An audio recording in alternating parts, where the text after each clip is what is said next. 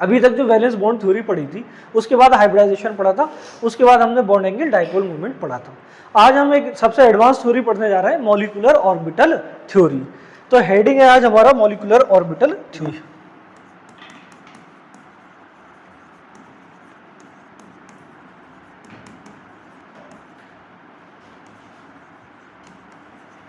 MOT सही है ना।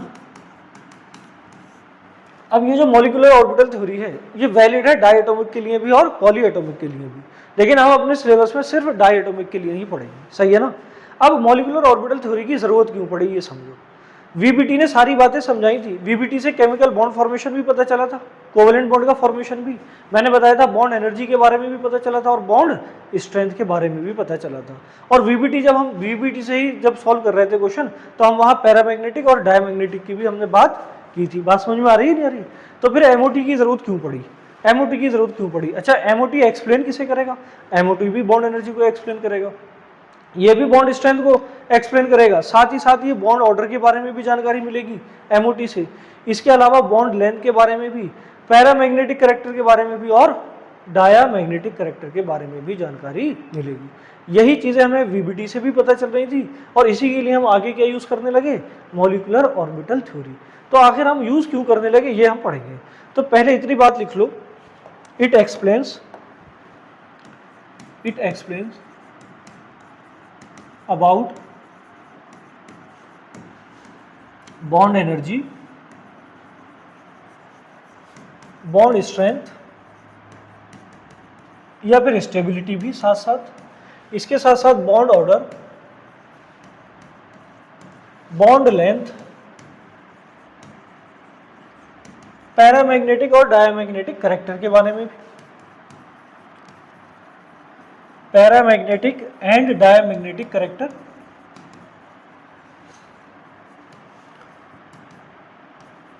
इसके बारे में भी एमओटी एक्सप्लेन करेंगे। हम अपने सिलेबस में सिर्फ डायमैग्नेटिक तक ही पढ़ेंगे। अब देखो, जब हमने बात करी थी वीबीटी की, तो वीबीटी में तुमने ऑक्सीजन मॉलिक्यूल का फॉर्मेशन देखा था, देखना ध्यान से। ऑक्सीजन मॉलिक्यूल कैसे बना था, देखो एक ऑक्सीजन का एटम होगा, इसका एटॉमिक नंबर 8 था, 1s2 2s2 2p4। तो देखो जब हमने इसका इलेक्ट्रॉनिक कॉन्फ़िगरेशन लिखी तो ये तो हो गई 2s की और ये इलेक्ट्रॉनिक कॉन्फ़िगरेशन हो गई 2p की। अब 2p में देखो 1 2 3 4। अब इसके पास बताओ 2 अनपेयर्ड इलेक्ट्रॉन थे, कितने अनपेयर्ड इलेक्ट्रॉन थे, 2। अब एक और ऑक्सीजन एटम आया, ऑक्सीजन एटम एक और आया, तो उसका भी बिल्कुल सेम इलेक्ट्रॉनिक कॉन्फ़िगरेशन होगा। बोलो बोलो, ये हो गया 2s, ये हो गया 2p। अब तुम देखो यहाँ भी 2 अनपेयर्ड इलेक्ट्रॉन है और यहाँ भी 2 अनपेयर्ड इलेक्ट्रॉन है। अब बताओ इन दोनों ने आपस में क्या बना लिया था, बॉन्ड। इन दोनों ने आपस में क्या बना लिया था, बॉन्ड। और यहाँ क्या बन गया था, O2 का मॉलिक्यूल। और ऑक्सीजन ऑक्सीजन के बीच में कितने बॉन्ड थे, 2। कितने बॉन्ड थे, 2।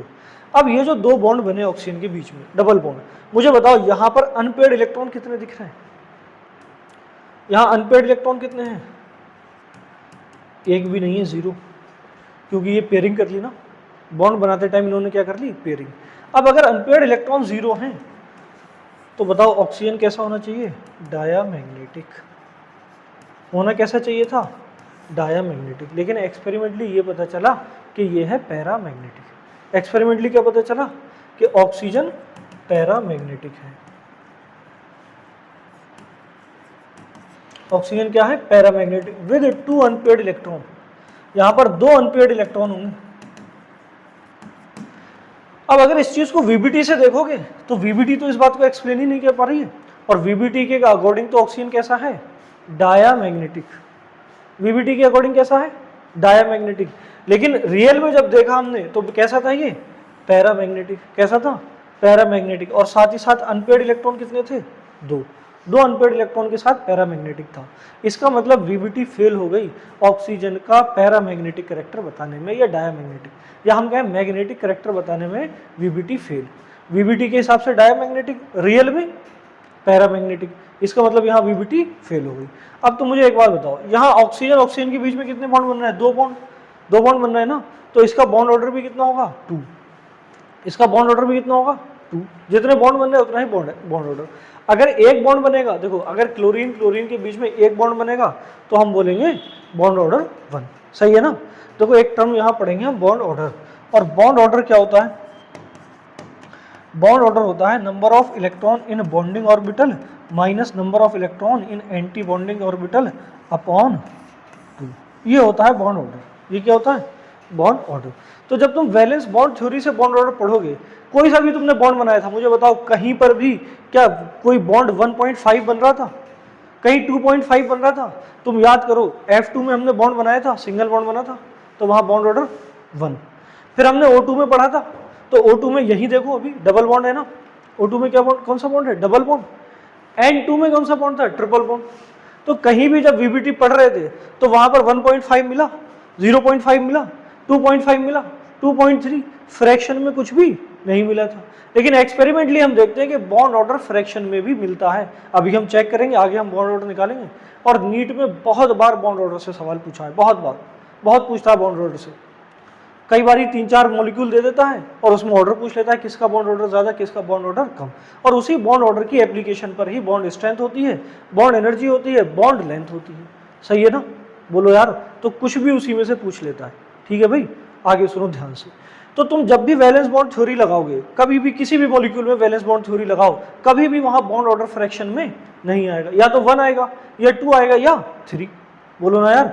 तुमने फ्लोरीन में देखा 1 आया, ऑक्सीजन में 2 आया, अभी नाइट्रोजन में देखोगे तो 3 आएगा। तो वैलेंस बॉन्ड थ्योरी के हिसाब से बॉन्ड ऑर्डर हमेशा किस में आएगा? होल नंबर में, 1, 2, 3 में। लेकिन रियलिटी में क्या होता है? बॉन्ड ऑर्डर एग्जिस्ट करता है फ्रैक्शन में भी। तो अगर बॉन्ड ऑर्डर फ्रैक्शन में एग्जिस्ट करता है तो बताओ VBT उसे एक्सप्लेन कर पाएगी? नहीं कर पाएगी। VBT उसको एक्सप्लेन नहीं कर पाएगी। तो जो VBT के ड्रॉबैक हैं, जो VBT के ड्रॉबैक हैं, वही जरूरत है MOT की। उन्हीं ड्रॉबैक को दूर करने के लिए कौन आया? MOT। बोलो यार। उन्हीं ड्रॉबैक को दूर करने आ गई मॉलिक्यूलर ऑर्बिटल थ्योरी, और वो समझाएगी कि आखिर ऑक्सीजन पैरामैग्नेटिक क्यों है और फ्रैक्शनल बॉन्ड ऑर्डर कहां से आएगा। ये भी कौन समझाएगा? Molecular orbital theory. क्या ये बात समझ में आ गई? तो जो ड्रॉबैक थे VBT के, वही जरूरत बन गए MOT को इंट्रोड्यूस करने के। तो मैं यहां अगर ड्रॉबैक लिखूं, ड्रॉबैक VBT के, ड्रॉबैक ऑफ VBT, पहला ड्रॉबैक है ऑक्सीजन के बारे में। VBT कहती है कि ऑक्सीजन डायमैग्नेटिक है। According to VBT,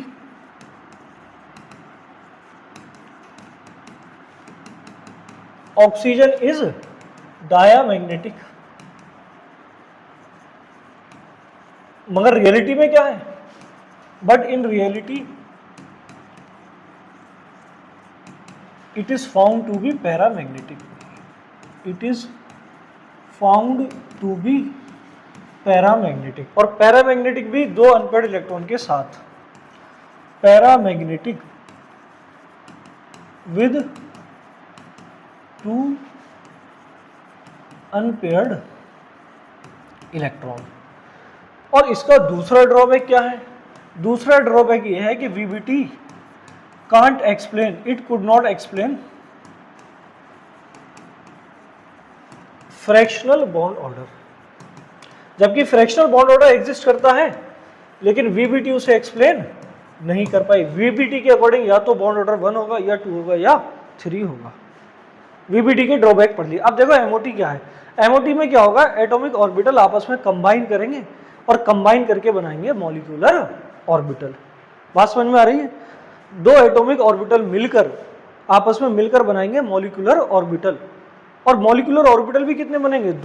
2 atomic orbital आएंगे, 2 मॉलिक्यूलर ऑर्बिटल बन जाएंगे। अभी ऑक्सीजन का केस लिया था, तो इस ऑक्सीजन में 2 एटम थे। बोलो यार, ये 2 एटम थे। तो यहां देखो तुम, ये 2s है, ये 2p था। ऐसे यहां देखो, ये 2s और ये 2p। ठीक है ना? ये 2p। तो अब ये देखो, ये ऑर्बिटल है ना, ये ऑक्सीजन का ऑर्बिटल है, तो इसी को हम क्या बोले? Oxygen orbital, atomic orbital. ये भी एटॉमिक ऑर्बिटल है, ये भी एटॉमिक ऑर्बिटल है। तो अब ये एटॉमिक ऑर्बिटल क्या करेंगे? ये 2 एटॉमिक ऑर्बिटल आपस में आएंगे और आपस में आकर ये मिक्स हो जाएंगे। 2 एटॉमिक ऑर्बिटल आपस में कंबाइन करेंगे और ये बना लेंगे मॉलिक्यूलर ऑर्बिटल। ये क्या बनाएंगे? मॉलिक्यूलर ऑर्बिटल बना लेंगे इस तरीके से। ठीक है ना? बोलो। दो ऑर्बिटल आपस में एटॉमिक ऑर्बिटल कंबाइन करेंगे और क्या बनाएंगे, मॉलिक्यूलर ऑर्बिटल। देखो मॉलिक्यूल बन रहा है ना ऑक्सीजन का, दो ऑक्सीजन के एटम आपस में बॉन्ड फॉर्मेशन कर रहे हैं तभी तो मॉलिक्यूल बन रहा है। ऐसे यहाँ पर हम कह रहे हैं दो एटॉमिक ऑर्बिटल कंबाइन किया और उन्होंने क्या बनाया, मॉलिक्यूलर ऑर्बिटल। अच्छा, इनकी अपनी कुछ एनर्जी होगी, इसकी अपनी कुछ एनर्जी होगी, तो याद रखना इन दोनों के बीच में एनर्जी का गैप लगभग जीरो होना चाहिए, यानी इन दोनों एटॉमिक ऑर्बिटल की एनर्जी लगभग सेम होना चाहिए, तभी कंबाइन करेंगे, अदरवाइज कंबाइन नहीं करेंगे। थोड़ा बहुत डिफरेंस चल सकता है, थोड़ा बहुत डिफरेंस चल जाएगा, लेकिन इनकी एनर्जी और इन दोनों की सिमेट्री बिल्कुल क्या होनी चाहिए, सेम। यानी 1s के साथ कौन आएगा, 1s ही आएगा। 2s के साथ कौन कंबाइन करेगा, 2s। 2p के साथ कौन कंबाइन करेगा, 2p। सही है ना। तो बताओ इनका जो है, इनका एनर्जी भी क्या होनी चाहिए, सेम, और साथ ही साथ सिमेट्री भी कैसी हो। यानी px के साथ कौन आएगा, px, py के साथ कौन आएगा, py, pz के साथ कौन कंबाइन करेगा, pz। ये बात भी याद रखना, ठीक है ना।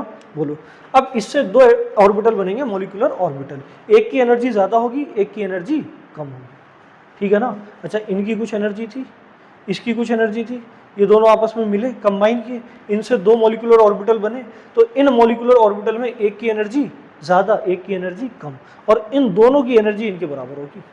देखो एक की तो ज़्यादा हो गई ना, एक की क्या हो गई, कम, तो रिजल्टेंट इन दोनों के बराबर ही आएगा। क्या ये बात समझ में आ गई। जिसकी एनर्जी ज़्यादा होगी, जिसकी एनर्जी ज़्यादा होगी उसको हम बोलेंगे एंटी बॉन्डिंग मॉलिक्यूलर ऑर्बिटल, यानी ये क्या बनेगा, ABMO, anti bonding molecular orbital. देखो ना, इसकी एनर्जी ज़्यादा है ना, इसकी एनर्जी ज़्यादा है, तो इसे हम क्या बोलेंगे, एंटी बॉन्डिंग मॉलिक्यूलर ऑर्बिटल। और जिसकी एनर्जी कम होगी उसको हम बोलेंगे बॉन्डिंग मॉलिक्यूलर ऑर्बिटल। इसको क्या बोलेंगे, बॉन्डिंग मॉलिक्यूलर ऑर्बिटल। जिसकी एनर्जी ज़्यादा ABMO, जिसकी एनर्जी कम BMO। अब तुम्हें एक बात मालूम है कि जिसकी एनर्जी कम होगी उसकी स्टेबिलिटी ज़्यादा होगी, पहले से पढ़ा है। तो केमिकल बॉन्डिंग के स्टार्टिंग में पहले लेक्चर में ये बात बताई थी कि स्टेबिलिटी एनर्जी के इन्वर्सली प्रोपोर्शनल होती है। तो मुझे बताओ BMO की एनर्जी कम है तो यहाँ स्टेबिलिटी ज़्यादा, यानी ये तो मॉलिक्यूल को स्टेबलाइज करेगा, और ABMO में एनर्जी ज़्यादा है तो स्टेबिलिटी क्या होगी, कम। तो ये क्या करना चाहेगा, मॉलिक्यूल को डीस्टेबलाइज। ये क्या करना चाहेगा, मॉलिक्यूल को डीस्टेबलाइज। क्या इतनी बात समझ में आ गई। बोलो, वही एटॉमिक ऑर्बिटल आपस में कंबाइन करेंगे जिनकी एनर्जी कैसी होगी, सेम। जिनकी एनर्जी कैसी होगी, सेम होगी, वही आपस में कंबाइन करेंगे। एनर्जी भी सेम होनी चाहिए और साथ ही साथ सिमेट्री भी कैसी होनी चाहिए, सेम। वही आपस में कंबाइन करेंगे और कंबाइन करके क्या बना लेंगे, मॉलिक्यूलर ऑर्बिटल। क्या ये बात समझ में आ गई। फिर उसमें इलेक्ट्रॉन की फिलिंग होगी, जिस तरीके से तुम एटॉमिक ऑर्बिटल, अच्छा ये एटॉमिक ऑर्बिटल ही तो है, बोलो ये एटॉमिक ऑर्बिटल है ना, इसमें तुम इलेक्ट्रॉन की फिलिंग कैसे कर रहे हो। अरे भाई, अब वो पॉलीहून रूल, वही सब तो रूल लगा रहे हो ना। यहाँ जो तुम इलेक्ट्रॉन की फिलिंग कर रहे हो, इंक्रीजिंग ऑर्डर ऑफ एनर्जी में कर रहे हो, नहीं कर रहे हो। तो जो एटॉमिक ऑर्बिटल में इलेक्ट्रॉन फिलिंग के रूल हैं, वही मॉलिक्यूलर ऑर्बिटल में इलेक्ट्रॉन फिलिंग के रूल। बोलो, क्या इतनी बात समझ में आ गई। इतना समझने के बाद अब हम इसके पोस्टुलेट लिखते हैं। पोस्टुलेट क्या है मॉलिक्यूलर ऑर्बिटल थ्योरी के, पोस्टुलेट्स। इसमें पहला पॉइंट क्या लिखना है, atomic orbitals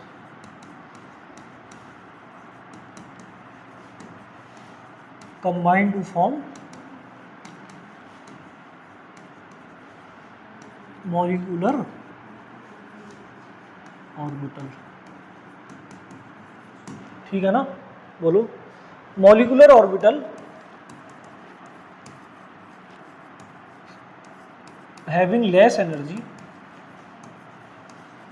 having less energy are called bonding molecular orbital, bonding molecular orbital BMO, and those having more energy, those having more energy are called anti-bonding molecular orbit ABMO। ठीक है ना। बोलो, BMO का काम क्या है, स्टेबलाइज कराना, BMO stabilizes the molecule while ABMO destabilize molecule. सही है ना। अब जो एटॉमिक ऑर्बिटल हैं जो पार्टिसिपेट कर रहे हैं मॉलिक्यूलर ऑर्बिटल बनाने में, उनकी एनर्जी और सिमेट्री क्या होनी चाहिए, लगभग लगभग सेम। तो लिखो एटॉमिक ऑर्बिटल्स,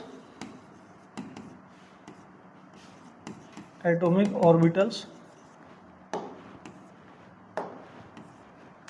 participating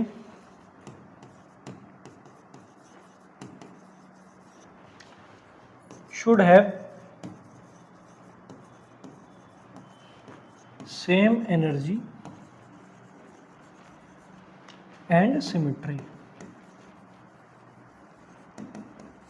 ठीक है ना, यानी 1s 1s के साथ, 2s 2s के साथ, 2p 2p के साथ, लेकिन इनकी एनर्जी भी क्या होनी चाहिए, सेम।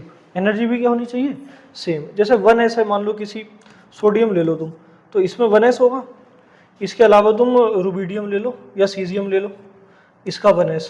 इन दोनों की एनर्जी सेम नहीं होगी, हैं दोनों 1s लेकिन एनर्जी सेम नहीं होगी। इसमें तुम n की वैल्यू देखो तो 3 होगी, बोलो, और यहाँ n की वैल्यू हो जाएगी 6। और तुम्हें पता है एनर्जी का फॉर्मूला -13.6 Z² n²। तो बताओ n पे भी डिपेंड कर रही है नहीं कर रही है, n पे भी डिपेंड कर रही है, एनर्जी n पे भी डिपेंड करेगी। तो यहाँ देखो n में बहुत ज़्यादा डिफरेंस है, तो अगर बहुत ज़्यादा डिफरेंस होगा तो ये दोनों मॉलिक्यूलर ऑर्बिटल बनाने में पार्टिसिपेट नहीं करेंगे। तो एनर्जी लगभग लगभग कैसी होनी चाहिए, सेम। थोड़ा बहुत कम ज़्यादा चल सकता है लेकिन लगभग लगभग कैसी हो, सेम। और इनकी ज्योमेट्री भी कैसी हो, सेम। यानी px के साथ कौन हो, px ही हो, py के साथ कौन हो, py, और pz के साथ pz, तभी जाकर बनेगा मॉलिक्यूलर ऑर्बिटल। अगर px के साथ py होगा तो मॉलिक्यूलर ऑर्बिटल नहीं बनेगा। क्यों, देखो यार, ये तो ठहरा px और ये ठहरा py, सिमेट्री अलग अलग है। और अगर सिमेट्री अलग अलग है तो कंबाइन कैसे करोगे, तब ये कंबाइन नहीं हो पाएगा। तो ये बात भी याद रखने वाली है। इसके बाद एक पोस्टुलेट इसमें और लिखना कि मॉलिक्यूलर ऑर्बिटल में जो इलेक्ट्रॉन फिल होंगे वो अफबो, पॉली और हुन रूल, यानी जैसे तुम एटॉमिक ऑर्बिटल में इलेक्ट्रॉन फिल करते हो वैसे ही मॉलिक्यूलर ऑर्बिटल में भी इलेक्ट्रॉन फिल होंगे। लिखना in molecular orbital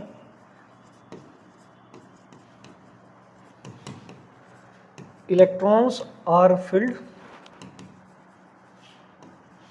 according to